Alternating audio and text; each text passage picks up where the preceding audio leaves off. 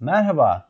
Ee, Bugün RSI'yi işleyeceğiz ama RSI'nin hangi piyasalarda daha iyi sonuç verdiğine bakacağız ve RSI'yi kullandığımızda hep diyoruz ki işte RSI 70'e gelince işte piyasa gene yani çok alınmış bir piyasa veya işte 30'a geldiğinde çok satılmış bir piyasa olarak düşünüyoruz. İşte RSI 70'e vurduğunda hemen bu piyasa alınmaz veya işte RSI 30'a vurduğunda işte bu piyasa alınır çok ucuz diye düşünüyoruz. İşleme giriyoruz ama biz böyle yapmayacağız. Bizim RSI'ye bakış açımız farklı olacak. Bu videom birazcık aslına bakarsanız uzun vadeli yatırımcılar için. Çünkü geçmiş backtest'e baktığım zaman yani ben kendi analizlerimi yaptığımda RSI'nin daha uzun vadeli bize kazançlar sağladığını görüyoruz ve hangi piyasalarda daha iyi işlem yapabildiğimizi göreceğiz RSI'ye bakarak. Gene söylüyorum, sadece ve sadece tek bu videomu seyrederek bile işlemlere girebilirsiniz. Yani RSI'yi kullanarak. Yine baştan söylediğim gibi bu videom birazcık daha uzun vadeli yatırımcılara özel. Yani uzun vadeli diyelim ki elinde alıp biraz tutacak. Yani en aşağı böyle 2-3 ay tutacak veya işte daha uzun vadeli diye düşünüyorum. Ben uzun vade işte 1 sene, 2 sene, 3 sene, 4 sene, 5 sene tutabilecek böyle büyük yatırımcılar için özel bir video. Özel bir indikatör kullanacağız bugün RSI'yi. Nerelerden işleme girebileceğimize bakacağız ve RSI'yi kullanarak bize karlı para kazandıracak noktaları nasıl bulacağımızı göreceğiz.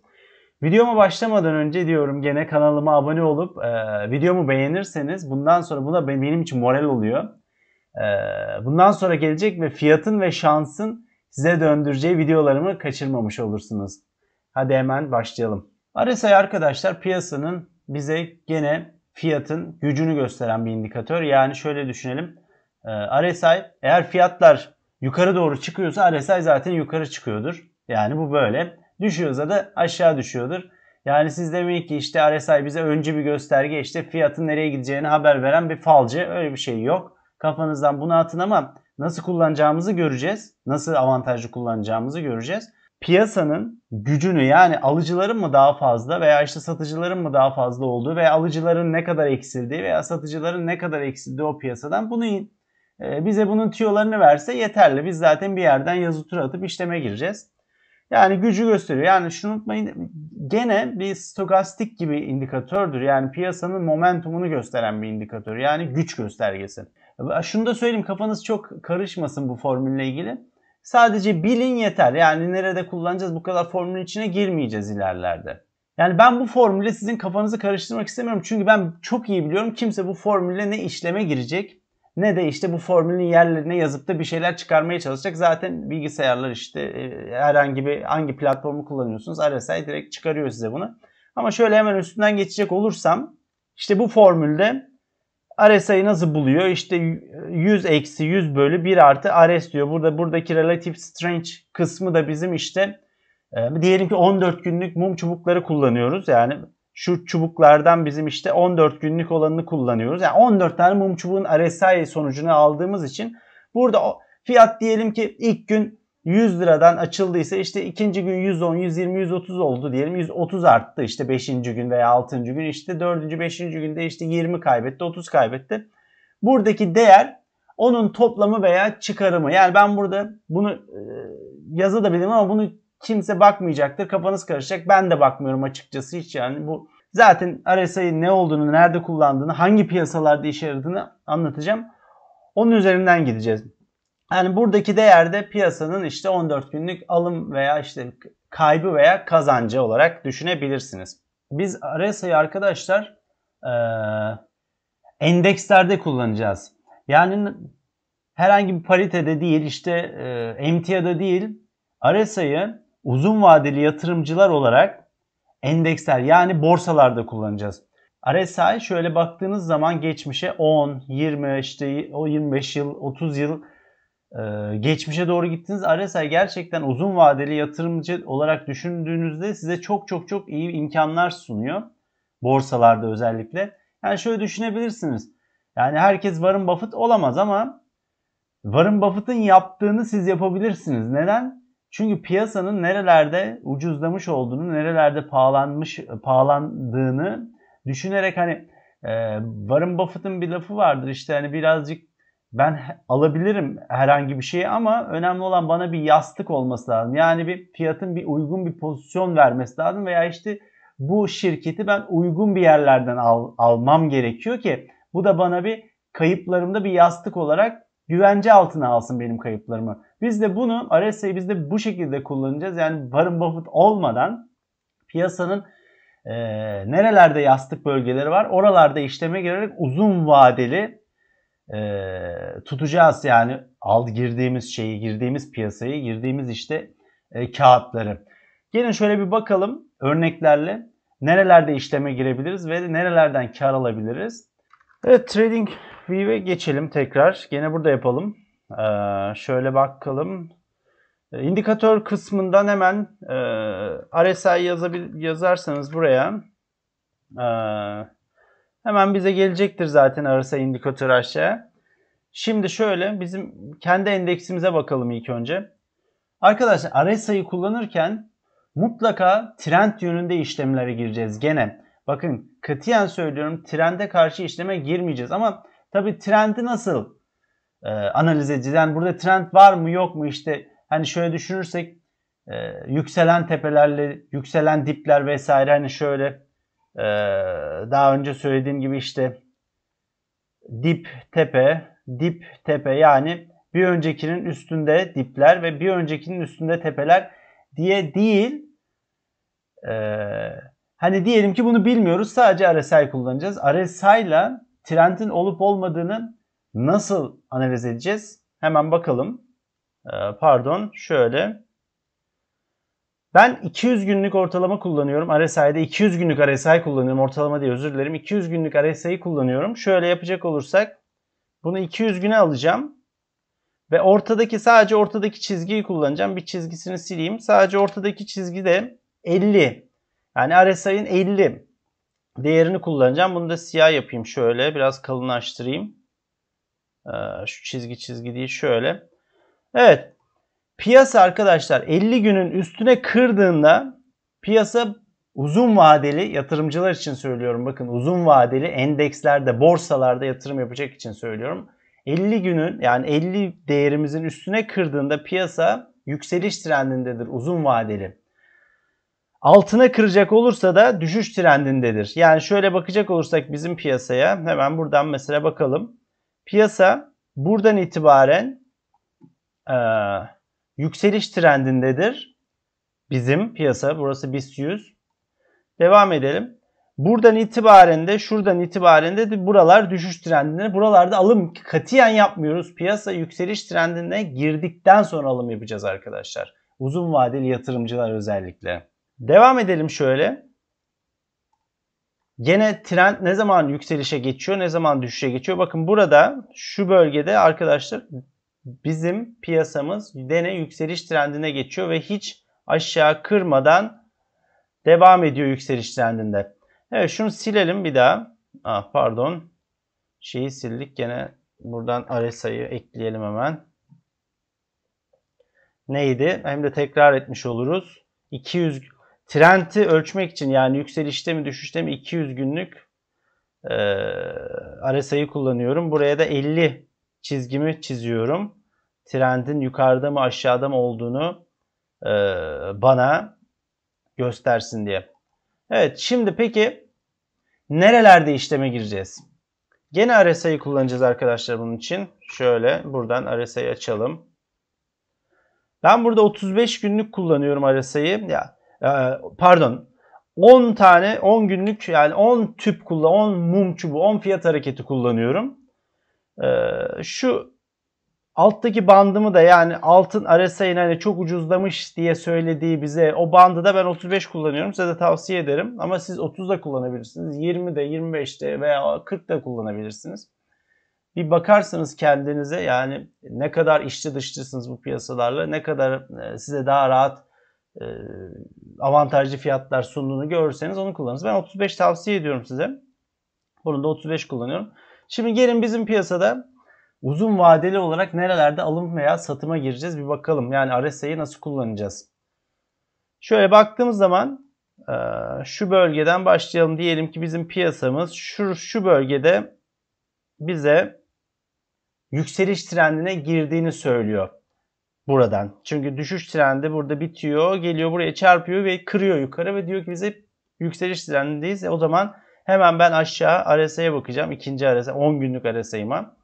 Burada şu bölgede alım yapabilirim. Çünkü RSI 35'in, yani benim 35 değerimin altına kırıyor. Bana bir fiyatların fırsat olduğunu söylüyor. Yani şurada işleme girebilirim yukarıya oynamak için. İşte bu bölge, gene fiyatlar çünkü yukarıda geziyor. Trend yukarıda. Şu bölge gene yukarıya uzun vadeli olarak arkadaşlar. Bak uzun vadeli diyorum. Yani kısa al satçı değil. Yani 10 günlük değil, bir haftalık değil, 3 günlük değil, saatlik değil. Uzun vadeli alacak, bir sene tutacak, alacak 2 sene tutacak, alacak hatta tutabiliyorsa 3, 4, 5 sene, bunlara ben müthiş yatırımcılar diyorum. Keşke tutabilse herkes böyle 5 sene. Yani inanılmaz paralar kazanılır. Kendileri biraz hakim olsalar da işte her böyle düşüşte işte bakın gösteriyorum nerelerden girilebilir. Her düşüşte böyle, her düşüşlerde biraz daha alım yapıp biraz daha alım yapıp böyle bir 5 sene 6 sene tutabilirsiniz. Mükemmel paralar kazanabilirsiniz piyasalarda. Yani böyle bakıyorum yatırımcılara işte arazi peşinde koşuyorlar. Ne bileyim ben beton peşinde koşuyorlar. Yani bana biraz anlamsız geliyor. Tabii yerinden göre oraya da girilir ama anlamsız geliyor diyebilirim. Devam edelim burada. Gene yükseliş piyasası bizim BIST endeksimizde devam ediyor. Şöyle baktığımda bu bölgede gene bana alım veriyor şurada. Şu bölge yani şurası. Gene alıma girmiş olsaydım burada zaten burada stop olacağız. Neden? Burada bize artık burada alsaydık şu bölgelerde itibaren stop kullanacağız. Yani bir daha alamayız zaten, düşüyor artık bundan sonra zaten fiyat, hani diyorum ya düştükçe alabilirsiniz ama artık trend buradan aşağı kırıldıysa buradan aldık, buradan kırıldı artık alım yapmıyoruz, buralarda bitmiştir. Bize tekrar alım yapacak yerler gelene kadar, çünkü piyasa burada artık uzun vadeli trendinde aşağıya döndü, bekliyoruz ki trend yukarı dönsün. Evet şu bölgede trend gene yukarı döndü bizim piyasada. Neden? Benim 200 günlük RSI'm bana burada trendin yukarı döndüğünü söylüyor. Ben de gene fırsat kolluyorum. Yani fiyatlar benim istediğim yere, alttaki RSI'min işte 30-35 kısmına gelirse ben buralardan alım yapacağım. Tekrar bu piyasada yükselişe oynayacağım. Evet tekrar bakıyorum. Bakalım alım fırsatı verecek mi? Fiyat hiç vermedi. Artık vermeden gidiyor. Yapabileceğimiz bir şey yok. Fiyatı kovalamayacağız. Katiyen bitti. O iş bitti. Bekleyeceğiz. Gelirse. Gelmezse de sorun yok artık. Devam edelim buradan. Evet. Bu bölgede gene şu bölgelerde şurada bir alım vermiş bizim piyasa. Evet bu bölgeden alım vermiş. Devam ediyoruz. Tekrar nerede alım vermiş? Yani bu bölgede gene alsaymışız. Gene yakalamışız. Devam ediyoruz. Bakıyorum. Evet bu bölge gene benim. Bakın neden alıyorum? Çünkü trend zaten yükseliyor. Yani trend aşağıda değil. Ben işte hareketli ortalama kullanmıyorum. Onu kullanmıyorum. Bunu da tepeleri diplere bakmıyorum. Sadece iki tane, yani tek göstergeyle hem trendi görüyorum hem alım yapılacak pozisyonlar bana nerelerde ona bakıyorum. Hem bu gösterge bana hem trendi gösteriyor hem alım fırsat aralıklarını sunuyor. Yani o kadar karmaşıklaşıyoruz ki bazen bakıyorum böyle işte yatırımcılarıma bakıyorum. Ya 50.000 tanenin içinde bu oluyor. Yok RSI kesmiş, onu kesmiş, ortalamalar kesmiş, ne bileyim. Yani fiyat yok ortada zaten artık. Yani fiyatı ben baktığımda fiyatı göremiyorum. Evet öyle yapmayın yani, fiyatı görün sadece. Zaten bu indikatörler arkadaşlar fiyat bir şey yapıyor ki indikatör sana al veya sat diyor. Önemli olan fiyatı görmek. Devam ediyorum burada. Gene alım yapacağım çünkü piyasa benim yükseliş trendinde. Bakıyorum burada şu bölgede gene alım vermiş bana benim piyasa. Biz yüzümüz, bizim piyasamız. Burada gene bu trendi gene yakalamışız. Gene bekliyorum. Gene bekleyeceğim çünkü gene yükseliş trendindeyim. Yatırım tavsiyesi yok. Size artık bundan sonra bizim piyasalarda neyin veya başka piyasada yapabileceğinizi uzun vadeli yatırımcılar özellikle görmüşsünüzdür.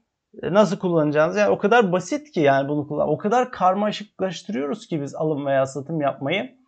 Yani devamlı o kadar karmaşanın içine girdim mi zaten elimizde para da kalmıyor. Ha, buradan alacağız, şuradan satacağız, buradan alacağız derken elde para da kalmaz. Ama çok basit bir şekilde Böyle yaparsanız iyi paralar kazanabilirsiniz. RSI'yi hala diyorum borsalarda, endekslerde kullanalım.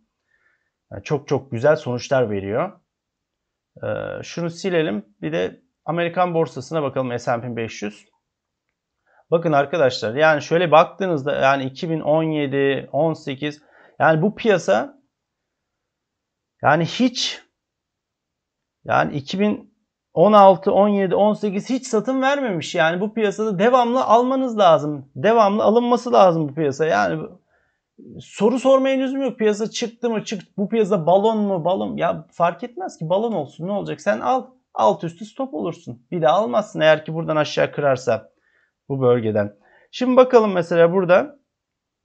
Bakın şöyle daha da büyüteyim pencereyi. Çok çok rahat görürsünüz. Şurada bak, bu piyasa zaten buralarda düşüş piyasası, yani düşmüş, yani buralarda almayın, işte buralarda bekleyeceksiniz ama ta ki şuraya geldiğinde artık bu piyasaya yanaşmanız gerekiyor buralara.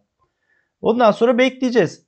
İşte benim 30-35 nereye gelmiş? Mesela burası. Mesela buralardan işleme girilebilir bu piyasada. Bakın burası. Buradan girilebilir. Mesela burası girilebilir. Çünkü neden? Piyasa üst trendde. Buralarda gezmiyor. Yani 200 günlük RSI'nin altına düşmemiş. Stop olmamışız. Devam.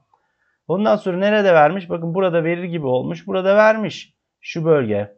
Ondan sonra burada vermiş. Bu bölge. Ondan sonra burada gene 35'in altına düşmüş. Vermiş. Neresi? Burası. Devam ediyorum. Bakın uzun vadeli yatırımcı olsanız bu piyasada inanılmaz paralar kazanmıştınız. Yani öyle böyle değil yani bunlar. Devam edelim. Burası burada vermiş. İşte burası burada vermiş. Bakalım. Tekrar çıkmış. Biraz buraya kadar şöyle gösterecek olursam şu kadar çıkmış. Tekrar burada gene vermiş, burada alım vermiş. Niye? Alıyorum, satmıyorum. Neden? Piyasa hala üstte dolaşıyor. Yani bunun altına kırarsa ben burada aldım. Piyasa inmeye başladı buraya. Burada stop olurum zaten. Daha da almayı keseceğiz, artık bekleyeceğiz. Devam edelim. Burada aldığımız gene çıkmış yukarı. Devam edelim. Burada şurada gene Amerikan S&P 500 burada gene bize alım vermiş ve gene devamlı kar ediyoruz burada. Yani böyle baktığınız zaman hani böyle grafik olarak geçmeyin bunu. Gerçek işlemler bunlar. Yani bana sor, ben yapıldı yani bu işlemler. Yaptık yani. Gerçek işlemler bunlar. Devam edeceğiz.